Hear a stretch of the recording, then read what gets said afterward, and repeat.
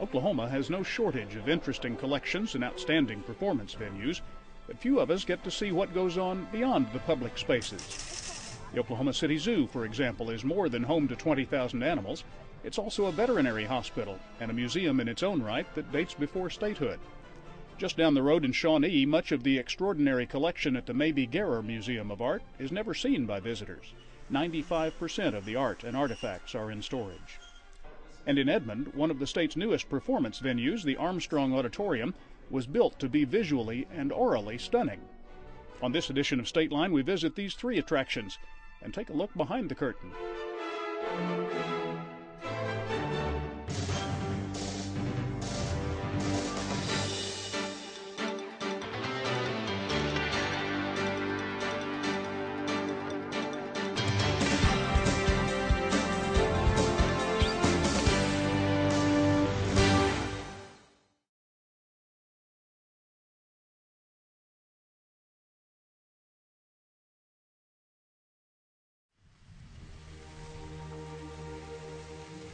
Most Oklahomans have never heard of the Armstrong Auditorium.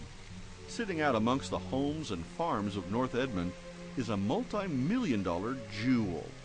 My name is Shane Granger, and I'm the marketing director here at Armstrong Auditorium, and I'd like to welcome you to the facility. We just opened in September of 2010, so we've had a celebratory year. This area that we're in right now is called the Grand Lobby, and the auditorium is about a 45,000 square foot facility. The construction cost was right at $20 million for the building, and we have one of the finest performing arts centers of its size anywhere in the country. And the Armstrong presents the finest acts, like the Russian National Ballet Theater, the National Philharmonic of Poland, and the Vienna Boys Choir. And in the first year, all the performances have been sold out. Much of the time they say, I feel like I'm out of town, because the facility is really a world-class facility. The backstage area here, which is another beautiful part of the building. We have a strong philosophy here at Armstrong that superior environment can yield superior performance. And so we believe that as important as it is for the patron to feel elevated and inspired by all the palatial surroundings you see in the lobby, as Shane was showing you about, we also have the same philosophy back here for the many high-end artists that we're bringing to the auditorium. The star dressing rooms are outfitted to make any performer feel like a star. Even a little light fixture there with the Swarovski, and then a full shower and bath. So again, we like to cater to their every need and really give them a 5-star experience. And so they can come in here and really just camp out and just kind of take it easy. The artists will say, well, I've seen things like this in Milan and in Rome and in London, but they don't expect to see it here in Oklahoma. We also have another superior piece to present to our artists. We have these 2 Hamburg Steinway pianos. And, well, in fact, let me just go show you one of those before we talk about that.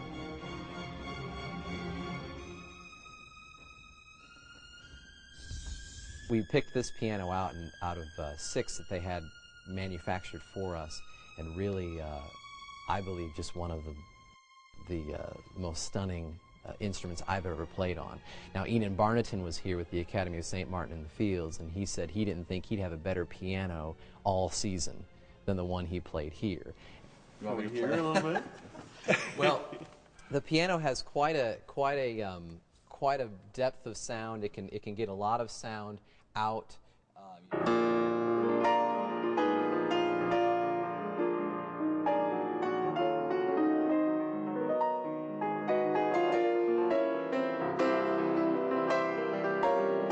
So it's really nice and big, but then at the same time also it can be very delicate. I say this piano can whisper. I've had very few pianos that when you need to make just the quietest sound, sometimes pianos just thunk. They don't make any sound, but you know, if I need to.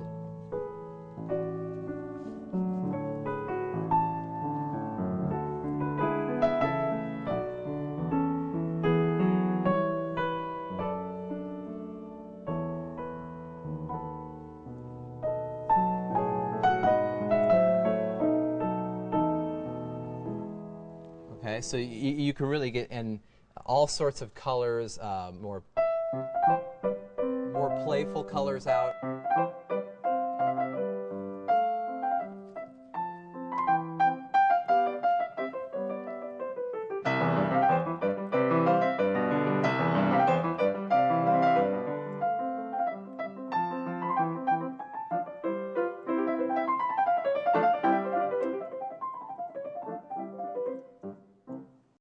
So that's the Steinway, and then this is where it all goes down right here on the stage. So you can see it's still it's kind of in a functional mode right now, sort of in transition between performances.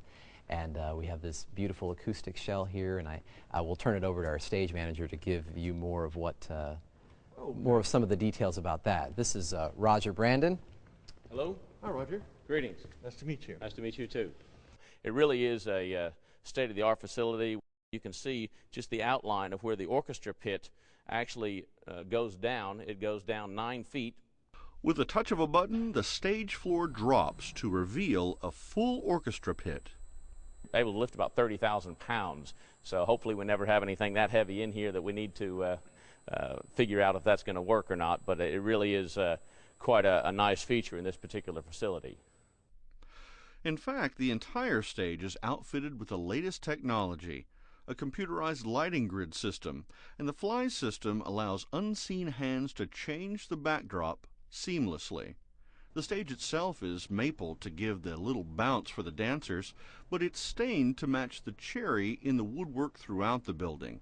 Even the band shell is engineered in such a way that just 2 people can set it up. So again, the technology just really does simplify things for us, allowing us to do more with less manpower, which is really quite handy. We have 3 high-def pan-tilt zoom cameras in those locations. There's also an infrared camera in there, which allows us not only backstage but also up in the light booth to be able to locate performers during a blackout, so that when the spotlight needs to come on, they can find the performer, you know, in a blackout, either they're center stage or stage right or stage left, and it gives them the opportunity to try to get them dead on when they turn their light on. But it is here, on the other side of the curtain, that counts, and nothing has been left to chance. There are 3 concert halls in the world that are used to measure acoustic quality. One is Boston Symphony Hall, one is the Musikverein in Vienna, and the third is the Concertgebouw in Amsterdam. And Armstrong Auditorium's volume to seat ratio exceeds those 3 halls in the volume to seat ratio formula, if you will. So we have world-class acoustics here.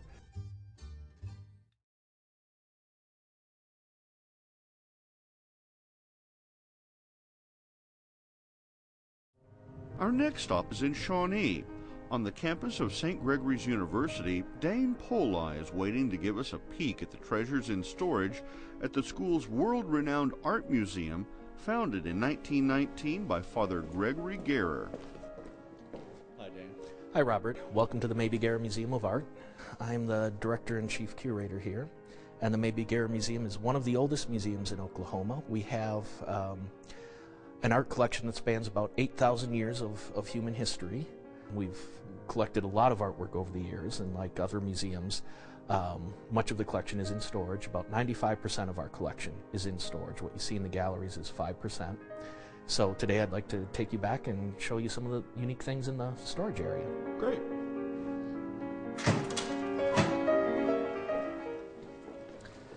This is where the other 95% of our collection lives, and with well over 6,000 art objects. There's always something to do, something to research.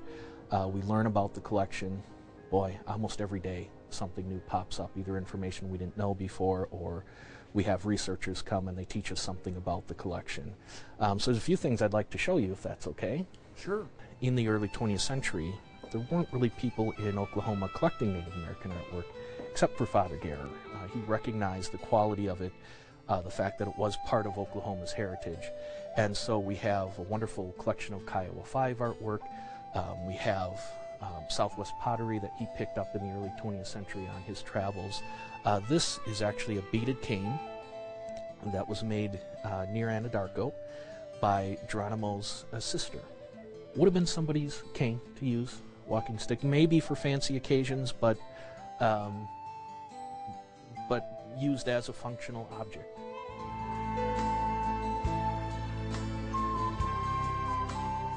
This cradle board was given to the museum's founder, Father Gregory Gare, many, many years ago, and was listed as the cradle board for Quanah Parker.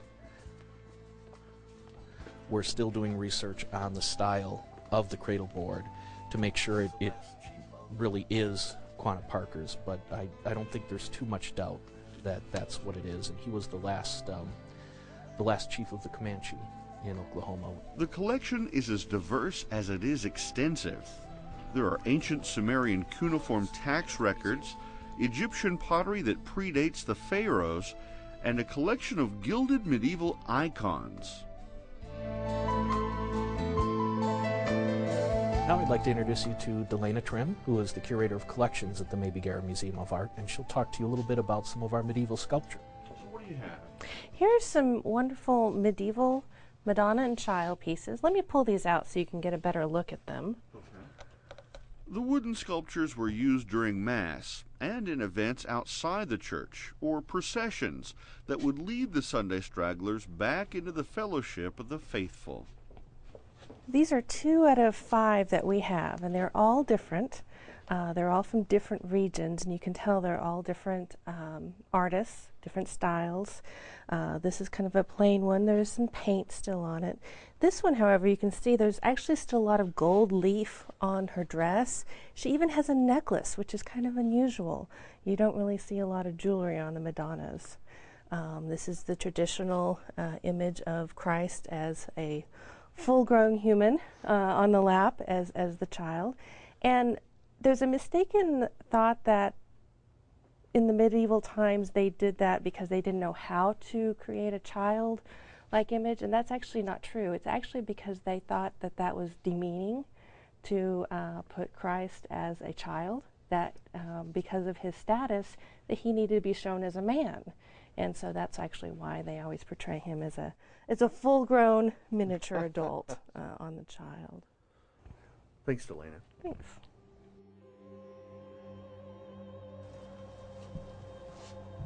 What would a trip to the museum be without a mummy? Or 2?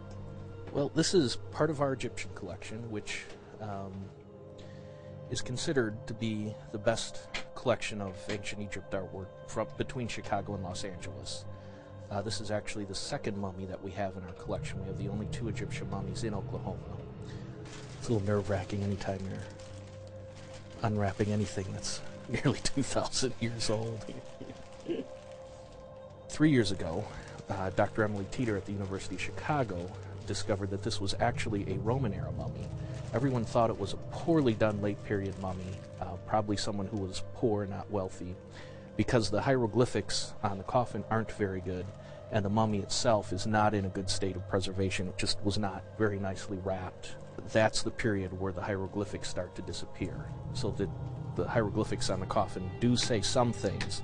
They don't identify the individual, but they are correctly written incantations to certain deities. Yeah, it's too bad they didn't write her name on there or identify her somehow, because actually that was the whole point of being turned into a mummy, was so that people would be saying your name and talking about you long after you were gone. And the mummy's actually inside that sarcophagus. But Dr. Teeter was able to pinpoint her to the Fayum region of Egypt based on the style of the artwork. So it's really a fascinating story that she has to tell us, and we will at some point get her back out on display, now that we know instead of a poor quality late period mummy, she's actually as fine a quality as you were going to get in the Roman era. It takes an expert eye to tell the difference between museum quality pottery and a Native American treasure. We had someone come in, I think about 4 years ago, and they just about had a heart attack. It was an expert on Southwest pottery, and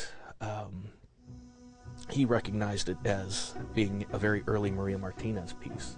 When we turned the pot over, there's a very faint signature, and when you photograph it, the signature appears quite clearly, and it is Maria's early signature. Martinez is famous for her dark-colored painted pots. This being an early, light-colored work makes it very rare. Now, what are we bringing out here? Bringing out one of our Kiowa 5 portfolios. The Kiowa 5 were a group of Kiowa artists who were trained at the University of Oklahoma, really the first Native Americans trained in a Western art school. When Father Gerer bought the portfolio, no one was collecting modern Native American art. But Gerer was a friend of the artists and to their mentor, Oscar Jacobson. The Kiowa 5 went to school at St. Patrick's Mission in Anadarko, which was run by the monks of St. Gregory's Abbey. Really, they were the first members of that contemporary Native American art movement that is so big now in the United States and all over the world. And they had that flat, very two-dimensional style of painting, and that was by choice, but it's beautiful artwork. And this is one of the full portfolios that was produced of their artwork, and actually produced in France, again, because they were more popular there. The museum's public collections include Egyptian, Greek, and Roman objects, art from the Middle Ages and Renaissance through the early 20th century, and large holdings of Native American, African, and Eastern cultural artifacts.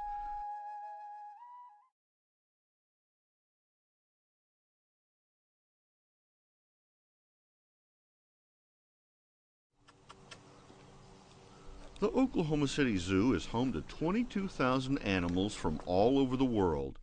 In 1990, the citizens of Oklahoma City dedicated 1/8 of a cent sales tax to support the zoo. Since then, there have been a lot of changes, and there's a lot to see behind the scenes as the final touches are put in place. I'm going to show you how we set up for a program. We teach about owls for our preschoolers. Oh, great. We're going to walk down to classroom 4. Preschoolers, it's a new program for us. We're starting a Mother's Day Out program called Nature Explorers. So this is our Nature Explorers classroom, and I already have an owl set up. I wanted to get to show you that the kids will also get to see. All right, now if you don't mind, just kind of hold right there. Okay.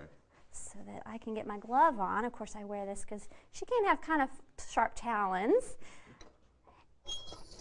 This is a short-eared owl that's part of the zoo's family. And step up.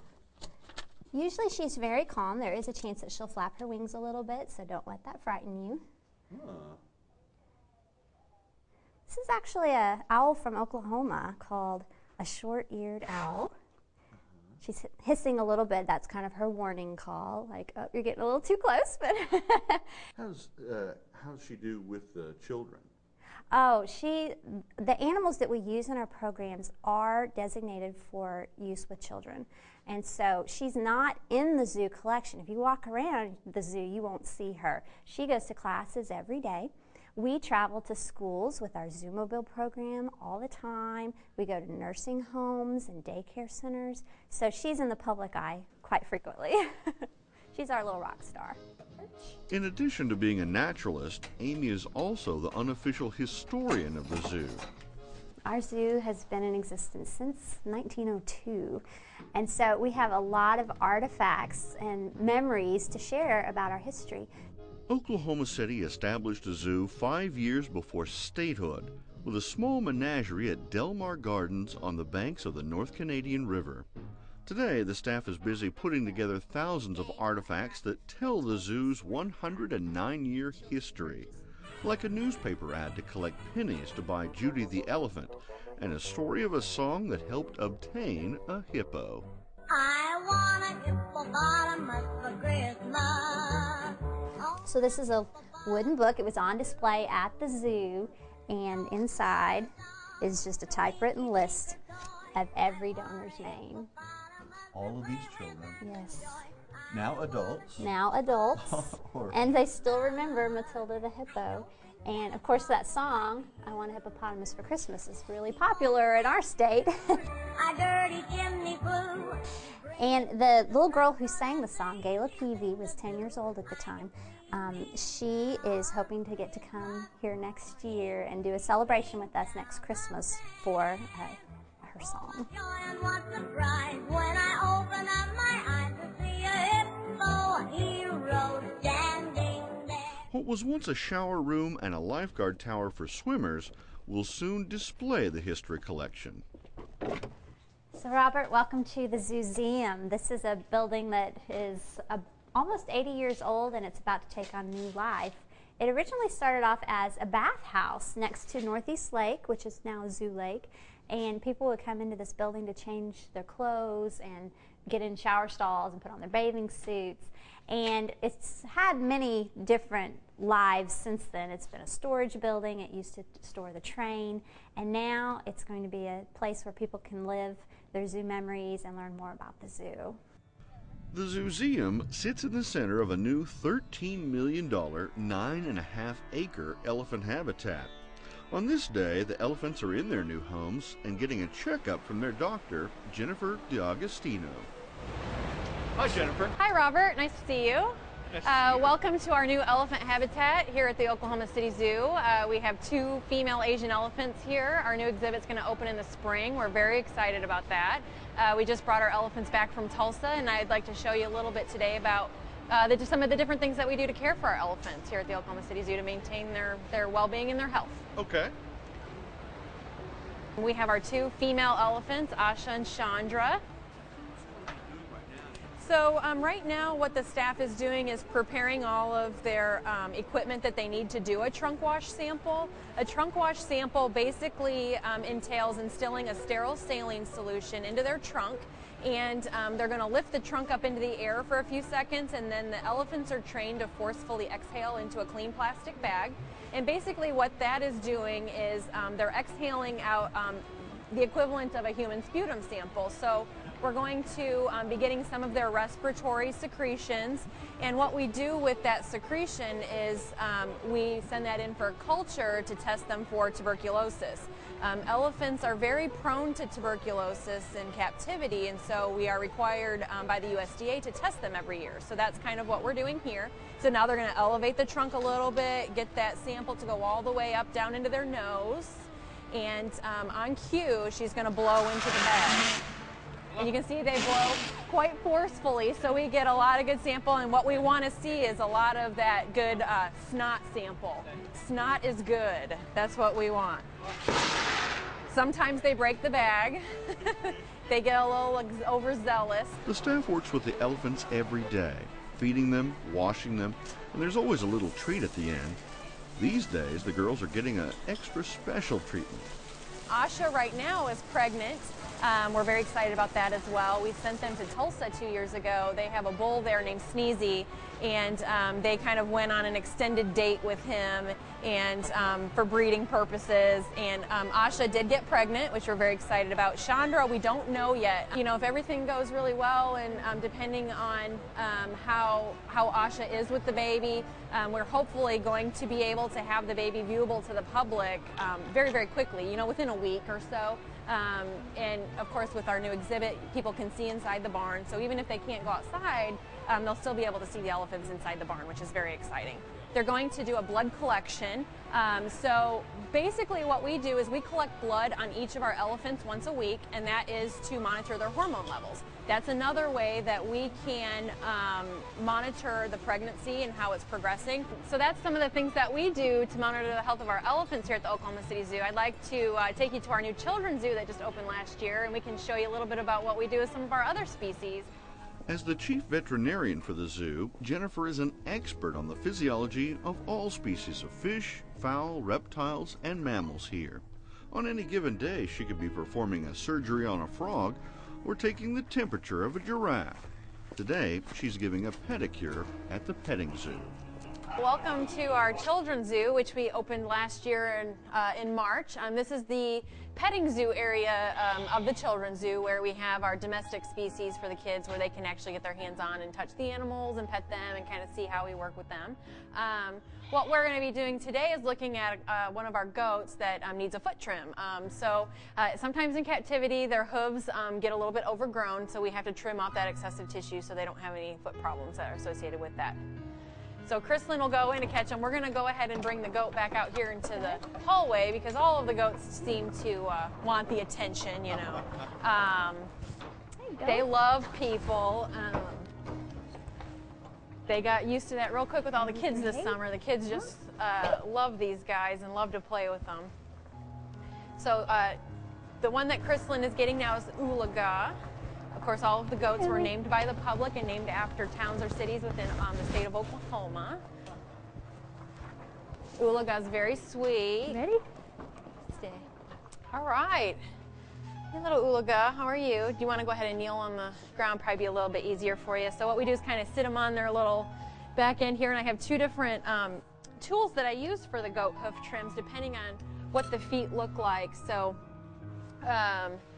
basically what we're going to do is I kind of look at them all first, and I see what needs to be taken off. So this one is probably the worst. You can see how that hoof tissue is kind of growing out beyond what the bottom of the foot is. We trim them because if the hoof gets too long, they actually start walking on the foot abnormally, and it can cause them to have some arthritis issues. It can cause them to have a limp. The Oklahoma City Zoo is open daily, year-round, except Thanksgiving, Christmas, and New Year's Day. The Armstrong Auditorium is located between Edmond and Guthrie, west of I-35. Information about upcoming concerts and events is on its website. The Maybe Guerrer Museum of Art is on the grounds of St. Gregory's Abbey in Shawnee. It's closed Mondays and many Christian holidays. All are certainly worth visiting. Just don't expect a tour behind the curtain.